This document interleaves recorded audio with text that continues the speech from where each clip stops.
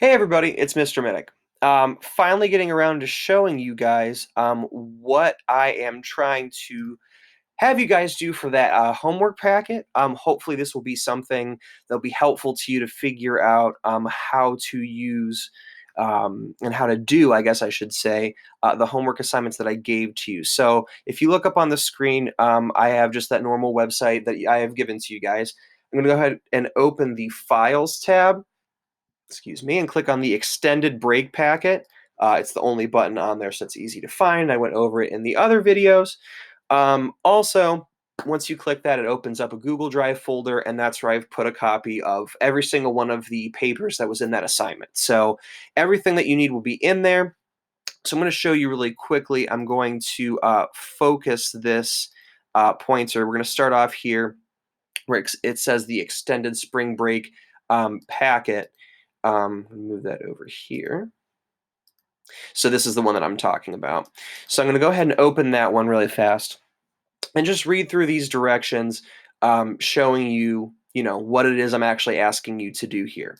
So it says for the extended spring break directions for ELA, I put together this small packet of work for you to do, and the first two assignments are for test or project credit. Again, the reason why I did that is because I really want to show you guys, since we're obviously not in school, I'm not doing like school credit on those things because number one, we've built towards them. So what I've been teaching you the past couple weeks is really geared towards that writing part. So these are kind of a big test of how you've been doing with that. So that's why they're worth test and project credit because they're mini essays.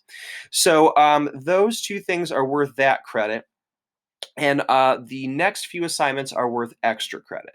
So what that means there is that the ones that I'll talk about, the third and fourth assignments, those are actually going to be more of the extra credit, and they can boost some grades since I know after third quarter things were a little tough. But I am happy to say that I just checked through what I have so far for our grades for fourth quarter, and I think, don't quote me on this, but almost every single person I think has an A, which is really, really great. It's a really great start. So that makes me really pumped. So let's go down in here. So the first one that it's saying, or that I wrote for you guys to do, is to finish writing your Sousa Band essay. Now I'll get to that in a minute here, but again, the Sousa Band essay, that's the one where I gave you guys the sample, or I at least talked about writing a sample intro paragraph to that, and I'll actually show you guys on the next part of this video. I will show you guys what that looks like. In case we didn't go through all of it or get through all of it with your class. But I gave you that sample paragraph where we talked through it, and then I also have given you an outline that will help you start each paragraph, or at least come up with the main idea for each paragraph. So it says, don't forget that the essay is helping you to answer the questions in the prompt that says question 17. So if you're looking on your actual paper itself, the first one, it says question 17 after the passage, and that's the prompt that's asking you to answer. I know I had a couple questions from parents on that. And then since it says we have 2 weeks off plus spring break, again, this one would be technically what our spring break would be, but again, we have the whole 3 weeks, right? So what I recommended there was that you would write at least one paragraph each day, which is super easy and super doable. Because again, paragraphs, right? If you're writing an essay, you can't spend super long on it, so that'd be about 5 sentences or whatever, however many it takes to answer the question. Number two, it says write an essay to answer the second prompt based on the second passage.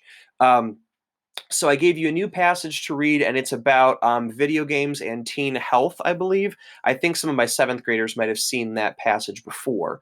But what that prompt is asking you to do, you'll have to read that part for yourself, but it's the same thing, the same type of essay as the first one.